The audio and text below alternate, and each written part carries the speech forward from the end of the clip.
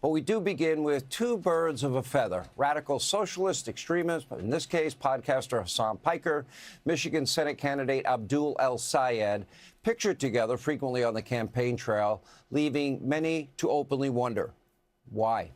Why would a candidate for the U.S. Senate want to campaign with Hasan Piker? Remember, a guy who constantly, kind of doesn't love America, once proclaiming that we deserved 9/11. We deserve 9/11? No, I don't think so. Hanging a framed image of the Twin Towers burning in his studio right over his shoulder. People can see it. And Piker's fans were so extreme that they booed when he tried to walk back his own vile comments. Interesting. Take a look. America does not deserve 9/11. That's my new thing now. He's been rehabbing his image, which is why I'm going to help rehab his image. Now, of course, Piker's fans were all smiles when he was singing the internet meme song, "We Are Charlie Kirk." Those people seemingly laughing, mocking Charlie Kirk's murder. He was a father. He was a husband. He had two young children. Really? Pretty sick.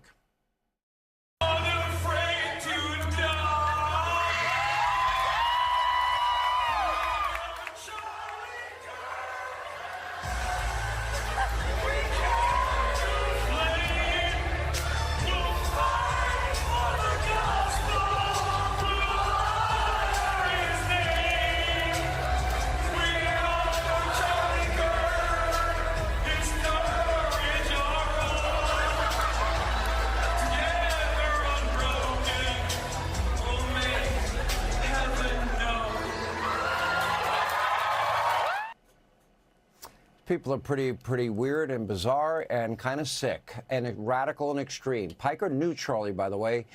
He met him. He debated him at Politicon, for example. I played some of it on my radio show today. It was a friendly debate, but Charlie mopped the floor with Piker and his champagne socialism. You know, I always say that liberals are generous with other people's money. And Charlie challenged him. Apparently, he grew up with a silver spoon in his mouth. Why doesn't he give away all of his money? Anyway, now Piker and fans apparently, clearly mocking the death of Charlie Kirk for the world to see, including Charlie's wife and young kids. Meanwhile, Piker is predicting even more violence against people he doesn't like, warning Jews in America, you need to be careful about your beliefs. How do you interpret this? Take a look. That this connection between Israel and Zionism that is expressed over and over again through a lot of these Jewish institutions, okay, is teaching people the idea that Jews are monolithic. And this is a dangerous, because look, it's a very dangerous mode of propaganda. And you want to know why? Because people don't with Israel any longer.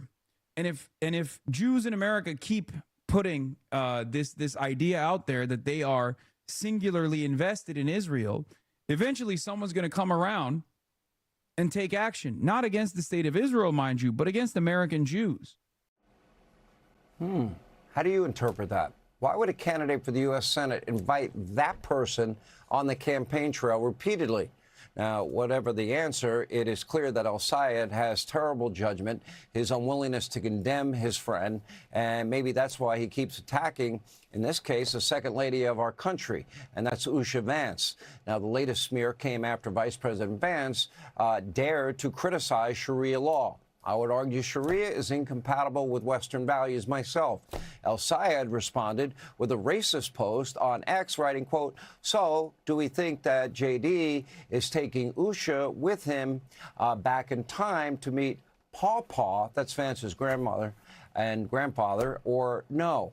The second lady sat down with Fox and Friends for an interview, by the way, it will air on Wednesday, had this to say about El-Sayed's remarks. Take a listen. To Abdul El-Sayed. So I actually saw that this morning. I don't have social media, so I missed it, but someone showed it to me. And I have to admit, I kind of laughed because, yes, I never met JD's mama and papa, but I do know and love the children that they raised, his mom, his aunt and uncle.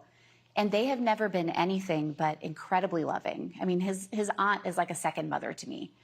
And so I have to think that if they raised children like that, they would have been loving as well. And I would have really, really, really loved to have met them. So a lot of people online think that was a rather racist attack. I'll let you be the judge. Hanging out with Hasan Piker, poor judgment to say the least. But again, attacking the second lady, pretty reprehensible. But the only thing that seems to be making the Democratic Party mad right now is Hakeem Jeffries. Oh, he talked to Jared Kushner, apparently. Take a look. In the opinion of every Democrat in the United States, progressive, moderate, middle of the road, left, I don't know, whatever you want, we believe one thing above all. These people are a pack of felons and traitors, and you do not meet with them.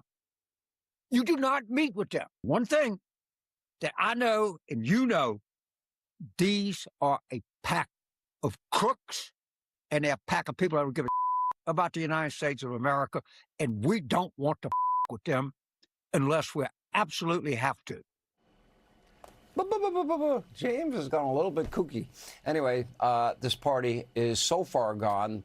The socialist base is in charge. Jeffries can't even meet with someone related to President Trump without massive blowback. By the way, I have a prediction. Guess what? His days as a, quote, leader in the House, minority leader right now, and Chucky Schumer, minority leader in the Senate, both their days are numbered. Because why? The radicals run that party, and they will kick them out. Meanwhile, Abdul El-Sayed, he can pal around with this guy that said once that he thought America deserved 9/11. Nobody seems to care. They defended Graham Platter to the end. They're defending six-gender Tallarico. God is non-binary. We need, for all transgender people, even biological men, access to abortion. This is where this party is. The end goal, socialist, communist, utopia, that will fail in the form of, the Green New Deal for all. Step one, Medicare for all. How did those Obamacare promises work out? In fact, El-Sayed wants a single-payer government system, but doesn't even know how much it will cost or how much the federal budget is, for that matter. Take a look. You say you want socialized health care. Abdul, how much is that going to cost? It's going to cost the average Michigander a whole lot less than they pay right now.